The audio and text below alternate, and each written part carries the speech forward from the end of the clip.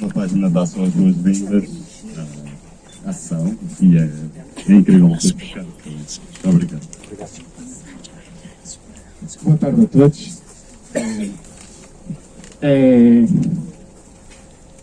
Fiquei sem palavras por ver aqui tanta gente, tantos amigos, tanta família que veio de Lisboa, do Porto. Família. Desculpa lá, problemas técnicos. Amigos que já não vejo há certamente uns 15 anos, pessoas que vou conhecendo na rua, e queria-vos agradecer por isso, por estarem aqui presentes, por me irem acompanhando, por de algum modo também me irem dando força. Queria agradecer em particular, obviamente, à minha família mais próxima, porque me atura todos os dias e acaba por ser também aqui a minha salvaguarda para eu poder continuar a fazer este trabalho. Eu pedi ao Abel Coentrão para escrever o prefácio deste livro e, portanto, vou passar a palavra aqui ao Abel Coentrão, que está aqui à minha direita. Ele é jornalista, foi jornalista durante muitos anos no Diário do Minho, no Público. Tem um podcast espetacular que eu recomendo que o ouçam. E pedi depois também aqui ao engenheiro, professor, doutor Batista da Costa, para fazer a apresentação do livro.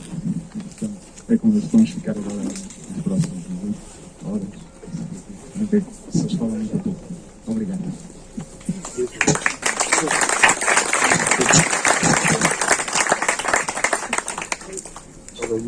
Muito boa tarde a todos.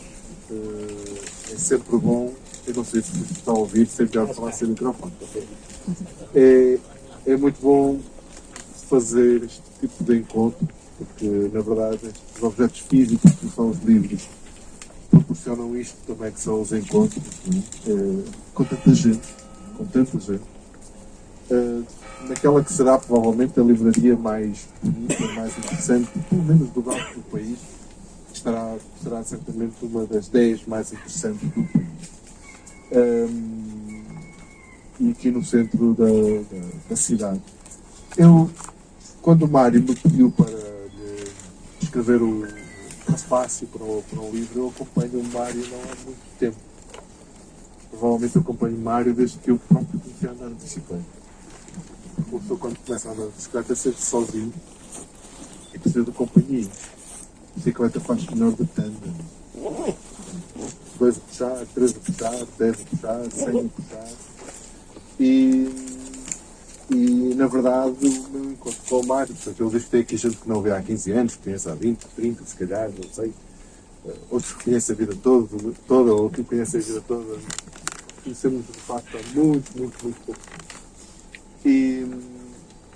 Mas conheço o suficiente para, quando ele me perguntou, e conhecendo também algumas das crónicas que ele decidiu juntar aqui, que eu ia lendo, eu disse-lhe que sim, demorei algum tempo, não sei se demorei algum tempo, Mário, se demorei por fazer. Felizmente tenho uma vida muito ocupada, mas a vontade de dizer que sim, de escrever, e depois pensar alguma coisa para acrescentar a este livro, que é sobre uma cidade que eu conheço bem, porque eu vivi nesta cidade há 10 anos da minha vida, muito da minha vida, mas foram 10 anos muito importantes. Se repararem no prefácio, perceberão que são aqueles 10 anos da vida de uma pessoa em que a vida acelera, em que tomamos responsabilidades, em que o estudo já não é como o estudo anterior, para valer, para depois fazer-se alguma coisa com ele.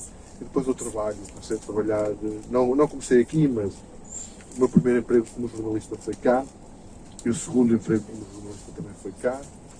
Estive no Diário do Minho, no Público, em Braga, depois mudei-me para o Público no Porto, até sair do Público em 2022. E Braga, portanto, é uma parte muito relevante da minha vida. Nos primeiros anos de casado passei aqui, não cheguei a ter filhos cá. Querem esperar 5 minutos e eu monto outro sistema? Não é interessado em quantidade e tem que interessar a qualquer pessoa que, como era o meu caso, escrevia sobre a mobilidade, o espaço urbano no país, dadas as características da cidade em relação àquilo que é o que é, digamos, a urbanidade em Portugal. Temos um sistema urbano que é muito marcado pelas áreas metropolitanas, mas depois vem áreas como esta, em cidades como esta, que não são muito grandes à escala europeia, mas que para a nossa escala são muito relevantes e que depois têm uma história que é uma história a todos os títulos exemplar, principalmente daquilo que não se deve fazer. Eu queria, portanto, não ir tanto para o livro, porque deixarei a apresentação do livro provavelmente dita, para uma colega de mesa também. Dizer-vos que eu próprio senti, enquanto jornalista, ao longo de 20 anos de carreira, 20 e poucos anos de carreira, que nós vivemos numa motonormatividade. Não sei se conhecem a expressão, mas a motonormatividade é uma normatividade que é linguística, que é narrativa, que é toda muito construída em cima da existência de uma coisa que é um automóvel. Eu não sei qual é o vosso caso, mas eu, na adolescência, quando ia para os cafés com os meus amigos, eles, quando queriam falar de alguém que não conhecíamos muito bem, eles diziam sempre: não conheces o Zé, tem um Seat Ibiza preto com umas jantes não sei o quê, coisas assim do género. Eu conheci muita gente assim, que identificava as pessoas pelo carro que tinha. Eu tinha mais sorte, porque eu era identificado normalmente pelos centímetros que não tinha numa das pernas, numa em casa. As pessoas reconheciam-me mais por alguma coisa que era um atributo físico meu, e não tanto por um apêndice que vinha ao lado, que era o caso do automóvel. Este exemplo que eu estou a dar parece anedótico, mas não é. O carro, de facto, tornou-se uma segunda pele de praticamente todas as famílias portuguesas, todos nós. É uma coisa com que sonhamos. É um daqueles objetivos de vida, ter um carro. Ter dois, aliás, preciso ter três, há quem tenha quatro. Normalmente, todos esses vão parar à rua, não é? Ocupando o espaço dos outros. E isto influenciou muito aquilo que nós vemos, aquilo que nós vemos, aquilo de que falamos e aquilo de que não falamos. Durante muitos anos, no jornalismo, quando se falava de transportes, falava-se de transporte público. E em carros, em trânsito. Transportes era o trânsito automóvel, mais militar. Os transportes públicos, pronto, que era para os pobrezinhos e para quem não tinha carro e para fazer o complementar ao carro. Demoramos muito tempo, ou seja, pessoas como o Mário e muitas outras, não escrevem a livros, mas o Mário escreveu, foi escrevendo estas crónicas e por isso. Durante muito tempo estavam a falar para o vizinho do lado, para uma parede. Se encontrassem alguns jornalistas, estavam a falar para uma parede, porque nós não ouvíamos. Estávamos ocupados, a agenda era outra. Quando cheguei ao público no Porto em 2004, 2002 aqui em Braga, 2004, transporte para metro, era a modernidade, autocarros, STCP, tudo, no caso de Braga, né? Com um péssimo serviço naquela altura, então, e até percebermos que havia muito mais naquilo que é a mobilidade do que provavelmente os transportes, para até percebermos que tínhamos de falar das pessoas que andavam a pé e ainda mais tarde das pessoas que também andavam de bicicleta, demorou muito tempo. E isto foi uma coisa que aconteceu, foi a sociedade que mudou a imprensa. Aliás, se vocês repararem, este é um livro de crónicas escritas por alguém de fora para jornais da cidade. Isto, tem aqui uma nota para fazer um elogio aos jornais da cidade. Porque a determinado tempo, a determinado momento, perceberam que tinham que dar espaço a esta discussão. Deixei de acompanhar o noticiário mais local, aqui não faço ideia se houve muito trabalho jornalístico sobre estes temas ou não, mas eu quase que adivinhava que a mera existência desses artigos de opinião ao longo dos anos, quer no Correio, quer no Diário de Minho, terão ajudado a mudar também o chamado Agenda Setting, portanto, a definição da agenda do próprio jornal. Porque isto se passa pelos jornais, também depois de repente chega às Assembleias Municipais, se chega às Assembleias também se discute na Câmara, e se discute na Câmara aí os jornais também não, porque a nossa imprensa ainda está muito vinculada àquilo que é a agenda política. Mas é assim que se transforma o mundo. Na minha perspectiva, antes de se transformar por atos, o mundo transforma-se pelas palavras. Porque as palavras, no fundo, dão visibilidade àquilo que até determinado momento é invisível. E o que aconteceu com a mobilidade em bicicleta e também com a mobilidade a pé, o Marco sabe que eu estou sempre a juntar as duas, aquilo que é a mobilidade ativa, é que nesta motonormatividade nós vemos o mundo a partir de dentro do carro. Então, quando vemos o mundo a partir de dentro do carro, o que é que nós queremos? Lugares de estacionamento. Há? Não há? Queremos 1, 2, 3, se possível 4 faixas de rodagem. Há? Não há? Queremos o gasóleo mais barato, se possível, todas as semanas. Há? Não há? E até não queremos, mas temos a rádio a dizer-nos de manhã, bom dia, acordou, olha o trânsito no acesso, não sei de quanto, em Lisboa e no Porto. Eu, felizmente, deixei de decorar os números dessas entradas e saídas. Quando se anda de bicicleta, deixa-se de ouvir esse rádio de manhã, é um bocado esquisito. E é isto. E o mundo parece que é feito por pessoas que só existem dentro do automóvel. Mudar a narrativa é essencial. Quando de repente começamos a falar de outras coisas, quando começamos a ler sobre, neste caso, sobre outras formas de viver a rua, então começamos a perceber que é normal. Que há o Mário, que há o Zé, que há o António. Desculpem não citar nomes de Braga, porque da geração do tempo em que eu estive cá, ninguém andava de bicicleta. E, portanto, os de agora, tirando algumas pessoas da Braga ciclável, não conheço ninguém. Não conheço ninguém.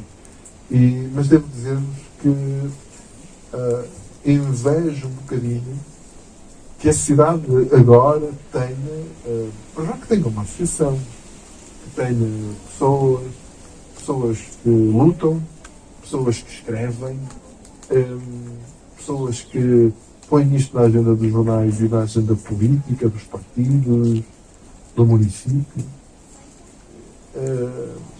Porque eu, na verdade, sinto que entrei dentro de um carro nesta cidade. Esta cidade é ainda é muito má para quem tenha dificuldades de mobilidade, como é o meu caso. Até aos 30 anos eu desisti. Eu fui um fumador mau que comecei a fumar aos 22 anos. Acabei aos 30 e poucos quando engravidei da nossa primeira filha. E o carro foi a mesma coisa. O carro e o tabaco chegaram muito tarde na minha vida. E não sei se sabem, mas há autores que comparam o carro ao tabaco das cidades, e é uma analogia muito interessante, porque tem paralelos óbvios pelos problemas que causa a cidade. E esta cidade, pela forma como foi desenhada, eu escrevi aqui que Braga é um sonho rodoviário concretizado pela mão de vários políticos até um determinado momento. E esse sonho rodoviário alimentou os sonhos rodoviários de todos nós. E eu não tenho dúvidas, nem precisava de citar a tese de doutoramento, já não é nada, o teu inquérito é de doutoramento, em que ele descobriu que há não sei quantas, 60% das pessoas, ou mais que isso, que admitiriam que em determinadas condições eram capazes de trocar o carro e passar por uma bicicleta. Não precisava sequer desse estudo local. É muito importante que ele exista, que é para as pessoas daqui entenderem, também aqui, também tu, Judas. Isto é normal em todo o lado. Eu vinha de carro para Braga agora, porque a esta hora eu já não tenho autocarro para regressar. Não tenho grande escolha. E vinha no carro a observar a forma como as outras pessoas estavam a utilizar o carro. E estava aqui a pensar numa coisa, que é, se não houvesse uma bomba de gasolina de 30 em 30 km, as pessoas andavam a 140 na autoestrada. Se a bomba de gasolina só existisse de 200 em 200, é que a velocidade acabaria. E haveria tantos carros na autostrada. Ou seja, nós fazemos o uso que fazemos dos veículos que usamos porque nos foram criadas determinadas condições para tal. Quilómetros e quilómetros e quilómetros de vias, uma rede imensa de bombas de combustível para abastecer, o estacionamento que está aí disponível, muito dele gratuito. Agora pensem o que é que existe para andar a pé ou o que é que existe para andar de bicicleta. E não apenas em Braga, pensem no país, em outras cidades que visitaram por aí. E perguntem-se se seria de esperar, perante o que temos de condições para essas outras mobilidades, se seria de esperar que fosse muito melhor. É possível pedir às pessoas que andam a pé quando os passeios são interrompidos, quando há rampas, quando são estreitos, quando têm postes, quando têm papeleiras, quando têm caixas de telecomunicações, quando têm carros estacionados em cima do passeio? Tenho dúvidas. Não é? Quer dizer, alguém tenta uma vez, tenta duas. À terceira, vai para outro lado ou compra um carro. Como é que eu dizia lá no prefácio? Braga ensinou-me uma coisa. Quem tem medo, compra um carro. E a cidade metia-me medo. Então, estamos a falar há 30 anos. A cidade metia-me, em certos aspectos, nas zonas onde eu andava a pé, essencialmente eu andava a pé, metia-me à onda. E esta cidade, portanto, teve essa importância na minha vida, que foi de me ter posto dentro de um carro, de me ter dado uma tendinite que ainda não passou, mas que melhora nos dias em que eu ando de bicicleta. Em todo caso, também é uma cidade que me deu muitos amigos, muitas boas recordações e que tem essa capacidade de continuar a dar-me amigos. E é basicamente também pela amizade que tenho pelo Mário, pela admiração que tenho pelo trabalho que ele vem fazendo, pela esperança, nada secreta, de que esse trabalho frutifique e que daqui a 10 anos esta cidade seja muito melhor, muito mais amiga de quem gasta menos energia para andar por aí. Que estou aqui para lhe dar também os parabéns pelo trabalho, pelo esforço e dizer que queremos mais crónicas, mais livros, mais reflexões, porque enquanto não mudarmos a narrativa, e em sério, não conseguimos também transformar a cidade. Obrigado a todos e espero que a leitura vos inspire, porque são inúmeros, imensos. Cada um de vocês multiplicado por 2 dá uma bela de uma mudança. Parabéns por terem vindo aqui também.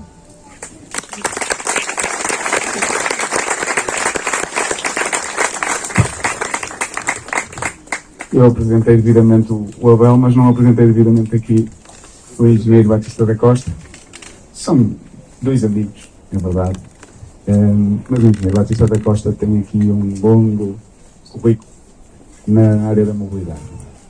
Foi administrador do Metro do Porto, foi administrador da APDL, foi administrador do Estubo, é professor na área e assim resumidamente já conseguem perceber quem temos aqui para apresentar o livro. E obrigado por ter aceito isso.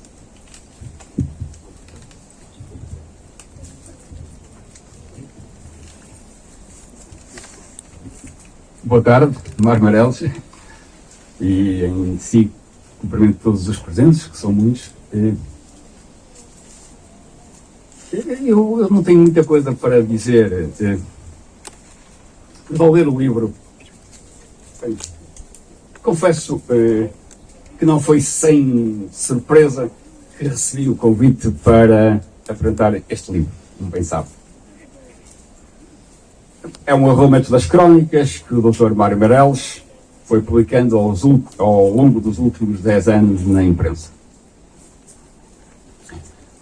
Como já conhecia a maioria das suas crónicas, a tarefa apresentava-se fácil. Conheço Mário Meireles, trabalhei com ele há algum tempo, fui professor dele, sempre atento e a ouvir, sabe que para investigar é preciso calma. Foi um dos meus melhores alunos. Aceitei. Contudo, ao ler o livro, o que parecia simples complicou-se. Os textos até são de fácil leitura, porque são dirigidos ao grande público. Mas fruto de uma profunda reflexão e conhecimento com um pensamento sólido e estruturado. Mário Meireles toma Braga como referência do seu pensamento e marca-a. Fala da Braga das 4 cidades, separadas pela rodovia e pela Avenida Júlio Fragata. Alerta para a sinistralidade e como a reduzir. Da poluição, mas não deixa de ir ao pormenor das pequenas coisas que fazem a diferença no dia-a-dia das comunidades, como acesso à escola ou ao caixote do lixo. O seu maior contributo está na capacidade de observar de perto as coisas que fazem o dia-a-dia de Braga. Vê a cidade jovem e vibrante e como a potenciar.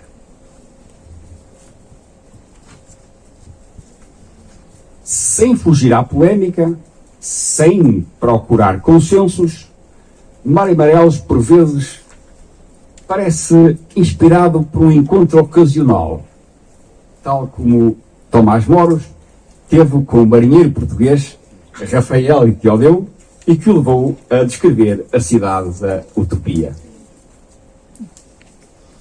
Com reflexões sempre agarradas ao território, os textos começam há 10 anos com a promoção da mobilidade em bicicleta e vão evoluindo com o tempo, fruto da experiência e do conhecimento científico, entretanto, acumulado.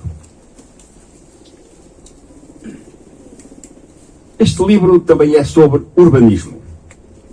Promove a rua e o espírito comunitário. Defende a cidade densa e recusa o modelo das cidades-jardim de Herbert Howard na periferia das grandes cidades, ou de Le Corbusier, para quem uma cidade construída para a velocidade é uma cidade construída para o sucesso. Os livros sobre cidades, em cada época, estruturam o pensamento coletivo e promovem a participação de todos no futuro da cidade. Assim foi em Nova Iorque, com Jean Jacobs, no Porto, com o projeto Atlandouro, e está a acontecer em Paris, com Carlos Moreno, na criação de bairros mais fortes e participativos. Livros como este fazem falta nas cidades porque ampliam a nossa visão do mundo, o nosso vocabulário e estimulam a imaginação.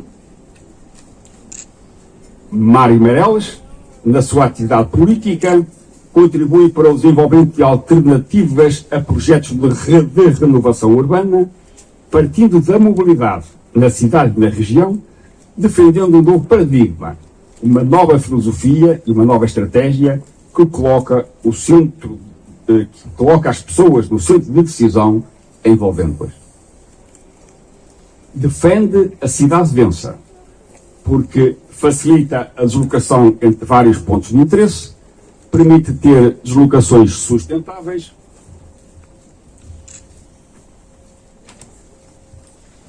permite fazer a vida sem se estar refém de um carro, permite impermeabilizar uma menor área de solo, exige também um menor investimento em infraestruturas. Defende a criação de novas centralidades em Braga. Diz que a densidade é condição prévia para a democracia, porque uma cidade densa concentra mais pessoas diferentes no menor espaço e que leva a que estas convivam, discutam, debatam, encontrem pontos em comum e assim criem uma comunidade.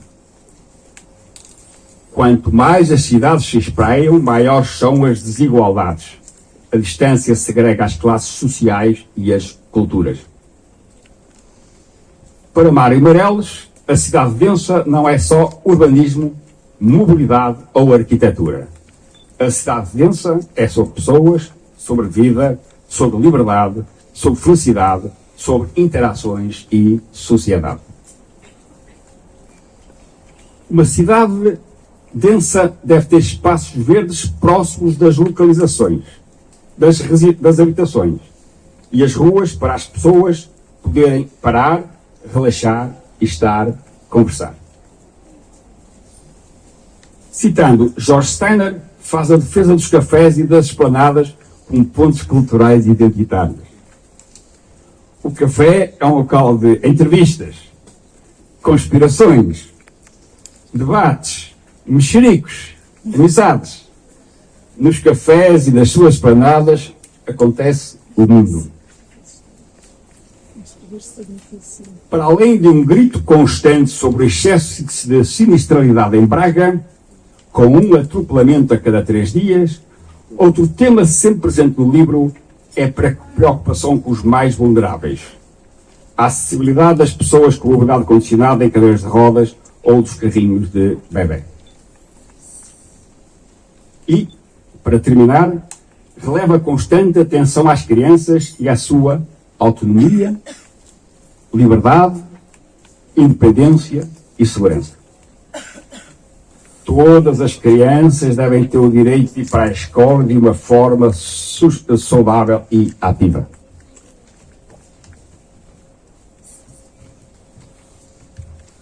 Ao ler o texto, esperava um epílogo. Em vão o procurei. Reli o último texto. Percebi. Também já não me recordo de tudo quanto li. Mas sei os sentimentos, ideias e sonhos que agora são meus. E vem-me à memória um provérbio grego.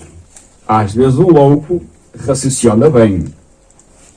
Ou, o escrevi Erasmo, odeio o conviva que nada esquece. Este livro não é só do cientista, do político, do ativista ambiental. É também de um homem de ação que faz acontecer. Neste livro há amor à cidade, mas também um grito desesperado pelas vítimas de sinistros e pelos mais vulneráveis que não se consegue ignorar. O autor de 20 poemas de amor e uma canção desesperada, Pablo Neruda, quando recebeu o Prémio Nobel, citou Rimbaud. Ao amanhecer, armados de uma ardente paciência, entraremos em esplêndidas cidades. Também nós, um dia, chegados TGV Ferreiros, vindos do aeroporto, entraremos nesta esplêndida cidade de Braga. Obrigado, Dr. Mário Meireles, por oferecer à cidade de Braga um instrumento precioso para, em conjunto, fazermos um futuro melhor.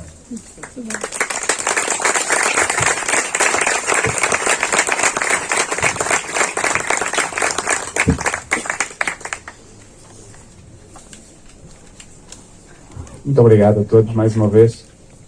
Não sei se alguém tem alguma questão, é muita gente para fazer questões, se calhar.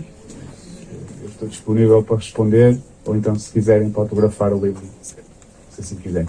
Obrigado por terem vindo, obrigado pela apresentação, obrigado por terem aceito o convite para estarem aqui, por escrever o prefácio e por acompanharem. E, mais uma vez, obrigado a todos por cá estarem. Muito obrigado.